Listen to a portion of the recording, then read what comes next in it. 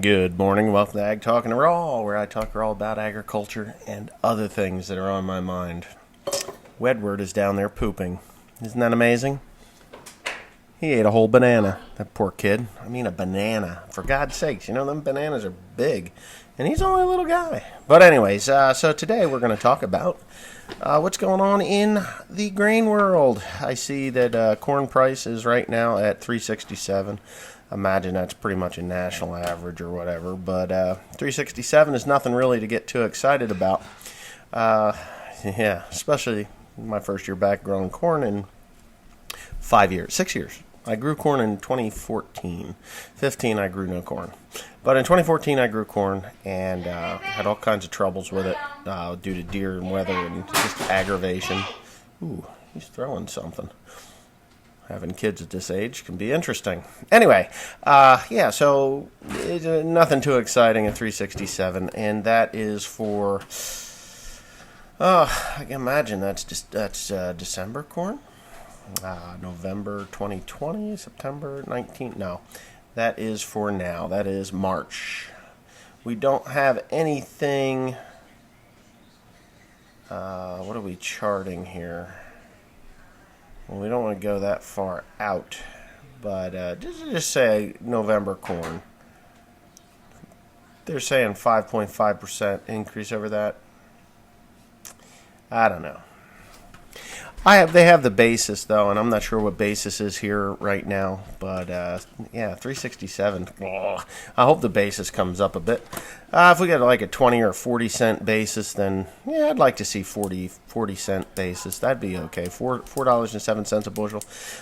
What you don't know about here, where I am, versus where most of you are that are watching this, or in the Midwest, if you're watching it in the Midwest, Ohio, or any place where there is actually a grain facility that will take corn.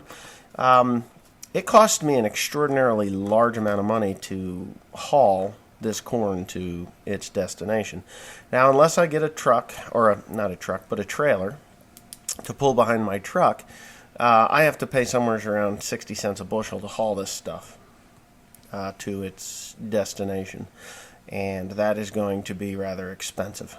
60 cents a bushel. That gives me $3.07 to work with, planting, and seed cost, fertilizer cost, equipment cost, diesel fuel cost, and rent cost. So $3 a bushel, not exciting me too much. Now, the reason I'm going to be planting this corn is because of corn fodder. I can make a little bit of money on the corn fodder. You get somewhere between 3 and 5 tons to the acre. I'd say 4 tons, but we're not going to go with the 4-ton mark. Let's just lowball that at 3 tons to the acre. 3 tons to the acre. That'll pay the rent, and that will put a little more profit in my pocket after I haul the grain away, and of course I have to haul the fodder as well. Now, I'm not really sure where the fodder is going to go, whether it goes to a mushroom barn or whether it goes to bedding in New York. I do have some good friends up here in New York that would be more than willing to purchase it from me, and and they haul it. So all I have to do is load it up. And if they gave me what the mushroom barn gives me, and hauled it for paid me that price at the field, I'd sell it all to them, no problem. 200 acres worth of fodder, and they haul it away. Great, great. That'd be okay. Now, I don't know if that's going to be a thing or not, but I know that it costs several $100s to get this shit up out of off the eastern shore to go up to New York. So that's going to cut several $100s off the load, which would make it much more profitable for them and myself as well. If they don't give me what the mushroom barn is going to give me, then I guess it just goes to the mushroom barn and I haul it myself. So that's the only reason really why I'm getting back into the corn. I miss growing corn. I like the fodder deal. Problem with the fodder is it's really, really hard on the balers, and I have been showing some of the wear on the balers, and I'm going to show a little bit more of the wear on the balers on the One Lonely Farmer channel. There is a video that's going up right now that is showing nodder rebuilds and an in-depth nodder rebuild. and I do still have a little bit more to go on that. It's a 30-minute video, but I think it's pretty interesting, so give it a look and see what you think there. But for the most part, man, $3.60 a bushel for corn. Now, I was not really looking at the price of corn when I made the decision to grow corn. I was expecting somewhere around four and a quarter. This virus that came out of China is making a negative impact on all the grain markets, and it's just kind of sad that's what's happening. For the most part, the what I call the Wuhan virus, which everybody's going to call Covid-19, but I call it the Wuhan virus because it came out of Wuhan, China. But the Covid-19 virus is really screwing with us farmers, as far as the money that we're going to look at for corn and soybeans, possibly wheat in the fall. So that's really, wheat's in the summer, but corn and soybeans in the fall. So that's really going to suck. It is, but it's okay because I'll be able to overcome that. In good news for the United States dairymen is that the new deal that Mr. Trump and the Congress and them got together on the what is that? The USMCA is allowing milk to go up into Canada. Now, I feel bad for the Canadian farmers to a point or to a degree because they're making really pretty decent money. I was told that they were making somewhere between $30 and $35 a hundred US dollars per hundred. I don't know about the Canadian dollar, but they were making that kind of money. And we're down here in dismal 20s, dismal $18 a hundred, $20 a hundred. And the Canadian dairymen are producing milk at, say, $35 a hundred, and I don't know what their input costs are, but they were actually sending ag products or milk products down from Canada into the United States, and we were not allowed to ship any milk products north of the border, which was unfair. But the problem that I see with the dairy industry in the United States and in Canada is the Canadians are making pretty decent money on their milk. The Americans here in the United States, our milk prices are just retarded.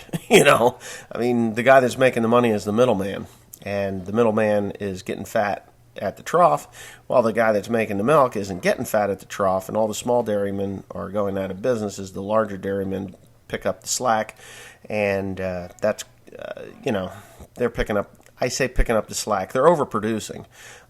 That's just what I see out of it. I mean, milk consumption is down dramatically overall.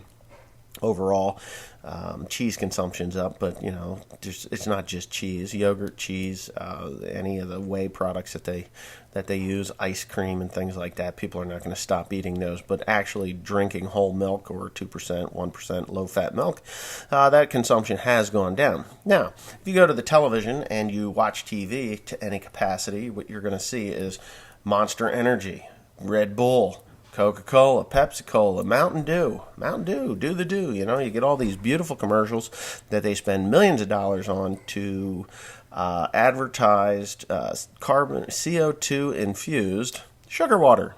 Yes, CO2 infused sugar water with artificial and natural flavors. Now, if you saw milk commercials that were to the same capacity, even though the American dairy farmer pays for advertising, their advertising sucks. Just to put it mildly. It is like, let's take this money from the dairymen. We're going to make it mandatory. You're going to have to pay this. And we will use it for advertising. Well, they're advertising in magazines like Time Magazine, People Magazine, and God knows what other magazine. That's not where the viewership is anymore. Viewership is the boob tube, cable television, Netflix, big thing. Netflix and all that stuff, Apple TV, Netflix, those are huge viewership media outlets, and I mean, I have cable TV here. It's service electric cable. That's the best that I can do because of the area in which I live. They don't allow like Comcast or some of the others. I can't even get direct TV here because I live in the woods, and they just won't put a dish anywhere. I have a tin roof on my house. Won't put a dish up there. So I have those issues to deal with. But the internet, here you go. YouTube. I have never seen a milk commercial on any of my channels ever in 11 years. 11 years of being on this thing, and I've never seen a milk commercial. So if you're a dairyman, you should really get a hold of your milk marketing administration, the milk marketing administration, and say, where's my money and where's my advertisement? Because it's pathetic. Now, the Canadian farmer is going to take a hit when it comes to their milk check. Now, to a degree, I feel that is an unfair thing. The Canadian farmer or dairyman to take a hit in their milk, just for the American farmer to get a boost in their milk paycheck. The problem is, here in America, it's grow more faster, make more money. Well, the American dairymen will make more milk, killing the price for everyone, including the Canadian dairymen, which I hope that doesn't happen, just for the Canadians' sake. I'm an American. I love America, but I do see the problems with milk, and I really honestly believe it is in the advertising, the lopsided advertisement of the milk, on the milk side of it. That's just my opinion. Maybe some others that are watching this will have a different view on it, but for the most part, the Milk Marketing Administration is a failure. The milk mustache thing ran for 30 years. 30 years of something, started with Christy Brinkley drinking milk and she had a mustache. Well, that was cute 25 years ago. It ain't cute no more. Come on, come up with something different. Different milk products, different flavor. I say different flavors. Chocolate milk has always been a big thing for me. I like chocolate milk. I do. I don't drink milk anymore because we get this shit. The local creamery is Creamo Land. I don't know who produces that milk, but the last time I had Creamo Land chocolate milk was the last time I drank chocolate milk. Regular milk, I might as well drink water, so I do. And I take calcium now instead of getting my calcium from milk. So here I am, a hypocrite, because I'm saying that they need to advertise better. It's also on the creamery side of it. You can't get decent milk from a big box store like here at ShopRite or Food Lion or Kroger or any of these other shopping centers, even Walmart. Walmart milk, the best milk, believe it or not, that I have had is from Costco. Now, I don't know who Costco gets their milk from, what creamery they get it from, whether they have their own creameries, I don't know. But that milk is actually pretty decent. I could actually drink that. But it's not like what I was raised on. We milked cows until 2011. I mean, I'd go to the milk tank, lift the lid, and drink it down. Good milk. That's milk, not this stuff you buy from the store. And to be honest with you, if I was going to start drinking milk again, it would have to be the flavored type because I just can't. It's chalk water, It's awful. To me, it's awful. Do have a neighbor down the road here. He's still milking cows, and he is having it pasteurized, and he's selling it out of a store here locally. And to be honest with you, I've never had any of it. He told me to go in and just get a couple of bottles of it, and I would love to do that, but actually I got to go see him. He owes me some money. Just a little. He's a good guy, though. I'm not upset with that. But anyway, so that's what's going on with the milk. Now, I'm hoping that this coronavirus, the political hype of it, which is really kind of stupid, it's not the end of your life if you get this coronavirus. You're not going to die. Well, not all of us are going to die. Compromised people are going to die. If you're old and you've already got a pre-existing condition that may or may not be life-threatening, and you get coronavirus, chances are you're going to suffer immensely, maybe even with your life. Young children that have compromises, they may die. There's only 2 countries, as of what I've seen, 2 countries in the world that have lost people due to the coronavirus. China, which is number 1, and that's a country where they really don't care about their people. I hear Kim Jong-un he either did it himself or he had someone shoot the first coronavirus victim in North Korea. But I think that's false, just for the simple reason is we can't get the test kits here in the United States, so why would North Korea have these test kits? Think about that. So some of this news is kind of fake. The Philippines is the other one that I know of. I was in the Philippines, and when that guy died, I was like, holy shit. Hold your breath, because I don't want to get this. So we found out while I was there that the guy that died of the coronavirus was a Chinese national. He was a Chinaman him and his wife had a place in Manila, Philippines. I think it was Manila. It might have been Cebu, and they went to Manila. Oh no, the lights went out. Might have went to Manila, but he died, and his wife came down with corona, and so did their nurse.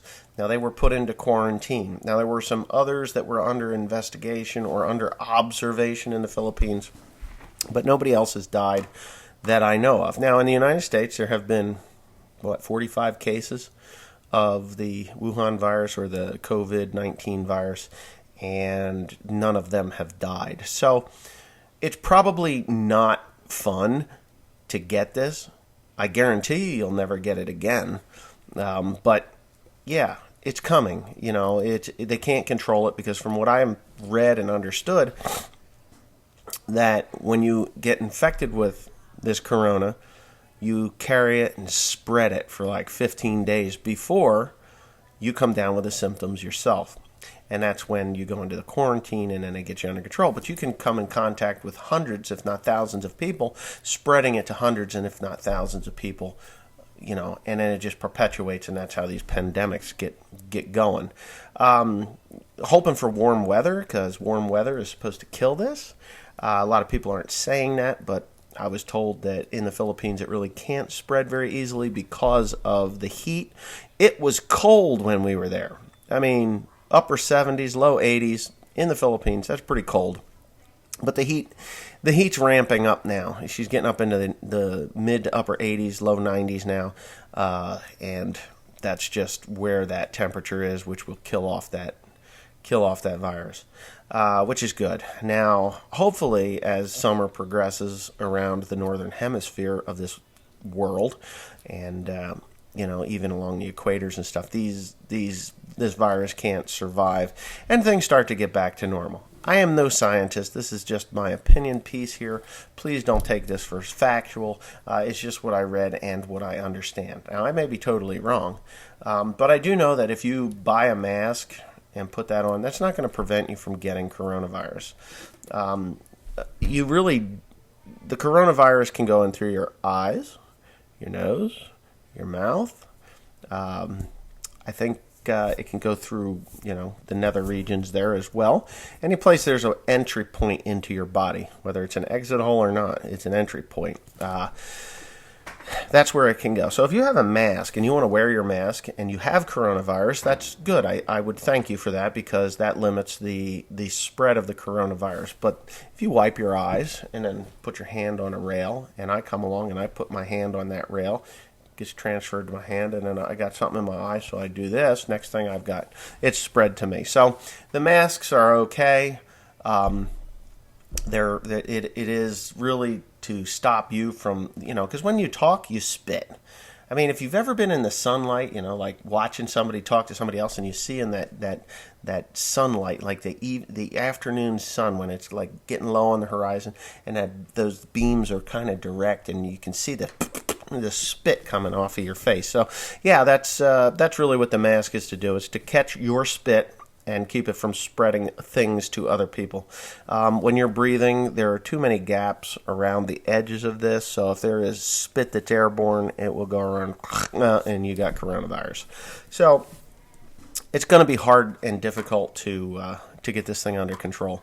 But I think that it's either going to run its course, like a lot of things did, like SARS, MERS, swine flu, African swine flu, and those things. China's a mess. It is a petri dish of shit. And I hate to say it, but most of these diseases and these problems are coming from China because they just don't care. The Chinese government doesn't care about its people. They don't care about anything, and they lie and they withhold. They don't share information with the rest of the world. And I heard a thing on the TV the other day, and it says if China sneezes, the rest of the world catches a cold, and it's true.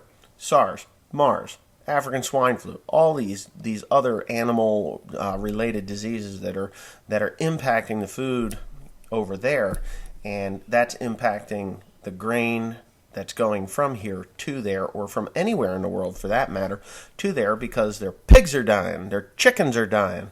I remember in Brazil a few years back, they had avian bird flu, and they were taking D9 dozers and pushing the birds out of one end of a chicken house into a pit where they were dousing them with fuel, burning them, and then burying the remains. Wow. And of course that doesn't hit the mainstream media, but it impacts the price of food, and it impacts the quantity of food that is available worldwide through pork, chicken, and beef. Hoof and mouth disease back in the 90s, I remember, and if you watch George Saunders' channel, I'm sure if you asked him, he would remember it quite well, because it was in England and in through Europe, Italy, and all through there. So that was the hoof and mouth, or foot and mouth disease, but it's hoof and mouth disease, which was terrible, devastating. But of course in the United States it made beef prices go up and milk prices go up, and we did pretty good. So whenever there's a negative impact somewheres in the world, it does bump up the beef and milk and poultry industry here in the United States, unless it hits here. Now that's great and everything, that we can benefit a little bit from that, but in the end user across the pond has to pay more for it, and the middleman makes the money, because he's the guy that's purchasing the beef for a few cents a pound more here than he is selling it over there for a few dollars a pound more. And of course, then those shopping stores, those food suppliers are charging more money to the end user, or the end consumer, because it's American beef that isn't infected with foot and mouth, hoof and mouth disease, or anthrax. I think it was anthrax, right? Didn't they have anthrax over there at one time too? I mean, I'm sure somebody will tell me, but I know I remember anthrax and these things, because I'm old and I remember this stuff. It just, it was like, oh wow, milk prices are going to come up because I got anthrax, or oh, foot and mouth disease or hoof and mouth disease. Price of beef is going to go up. We did have some beef cows there, and when the Iraq War, again, when there's death, money, the farmers make a little bit more money. So when the Iraq War was taken off in the early 90s, the Q8 thing, the first Iraq War, or the first Middle Eastern war that we were fighting back through, closing in on 30 years ago, 30 years ago, 1990, Desert Shield, and then Desert Storm in 91. I was a young man, but you take an old cow. She was worth $1,200 for an old cow. You can't get $1,200 for a dairy cow right now, is what I was told. There's a couple dairymen here. He says, "Oh yeah, really good animal. Fresh. First calf heifer. Really decent. Scores high. Body scores high. Good milk production. Good animal. $1,500. Hey, Jesus, I remember $3,200. I paid $3,200 for a cow. I mean, $2,200, $3,200, depending on the how that animal scored is what you paid for the animal. And now $1,200 to $1,500. There's something wrong, because diesel fuel hasn't gotten any cheaper. Electricity hasn't gotten any cheaper. Tractors certainly hasn't gotten any cheaper. Milking equipment has been exploding for years. And, we got out in 2011. I mean, the barn is it wouldn't take long for us if we were ever going to milk cows again, which is not going to happen. But if price of milk got up into that $40 range, I might consider it. I do miss the cows to a point, but I wouldn't milk in a stanchion barn. It would definitely have to be a carousel or something like that, and make it a lot easier for the farmer to produce milk pretty quickly. But I miss those jobs, the jobs that we had while we had the cows. Grinding feed was far from my favorite job because we had to shovel that feed. I'd have to shovel 1.5 tons of feed of corn every time. It's 2.5 ton mixer, 1.5 tons of corn had to get ground into that damn mixer every other day. Now, I was fit and healthy, believe me. But I developed lung issues, lung damage from mold spores and things like that I don't miss. But I do miss chopping silage. I do miss high moisture corn. I do miss, pissing people off on the road when I'm spreading large amounts of cow shit. That stuff. That was always fun. I'll never forget. And I do have a story, and then I'll let you all go because I've been yammering on for 25 minutes. There was, at one time, we had, around the bunk feeder, it was a really tough winter. It was in the 90s, like early 90s, 93, I think it was. And it was a really tough winter. Blizzard of 93. That's what it was. It was before, that was the year. Timothy was born in 94, April of 94, so it was the 93-94 winter. And we had so much snow. 3 feet of snow fell one day. It was crazy. And the heifers were all around the bunk feeder, and we had them blocked in, and we would run silage down to the heifers, which we never really did. I would run silage into the feed carts and then bring that into the cows, which we never did because we had the bunk feeder. It was free choice. But we would run feed, and we had hay bales, and we would just, oh my God, it was a fight. We didn't, in 94, 93, I bought, we didn't even have a 4-wheel drive tractor. We were doing this all with the 4320 that had the loader on it. And, it was a fight. Holy hell. Snow blower on the 4430, go around the barn, down to the hay pile, go get these big bales, round bales of hay, and come up and drop them into the heifers. So, anyway, we had, when it finally did thaw, Timothy was born on April 19th, and in the corners of the hospital on April 19th, we still had snow piled up. That's how much snow we got that year. It was crazy. But we had this astronomical amount of liquefied shit that was around that bunk feeder. And you just couldn't get around it. You couldn't get away from it, And there was we had the free stalls were open at that time down in the other blue building. I've ripped them out in about 2008 or 2009. But, because we weren't having the heifers out there anymore. And so the free stalls, which was 54 feet long, and it had stalls down both sides. They called them a loafing pen at one time, but it was a free stalls.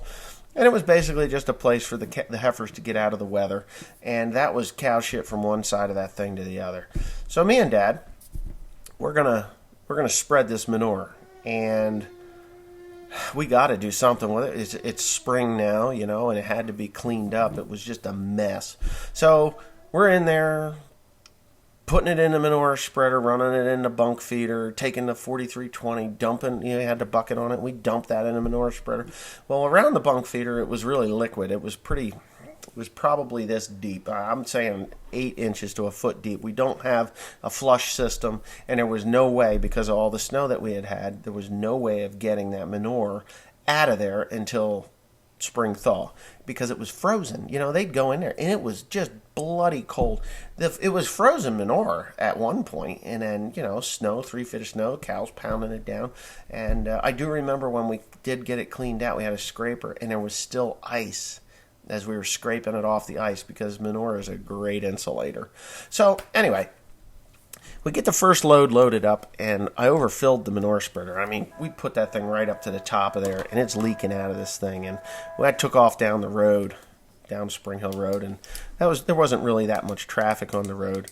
But when I got down over the hill, I realized how heavy it was, and I hit the brakes, and the manure goes over the top of the shit spreader and onto the road, covered. Maybe this much manure. Maybe it was just an inch of manure across the whole road.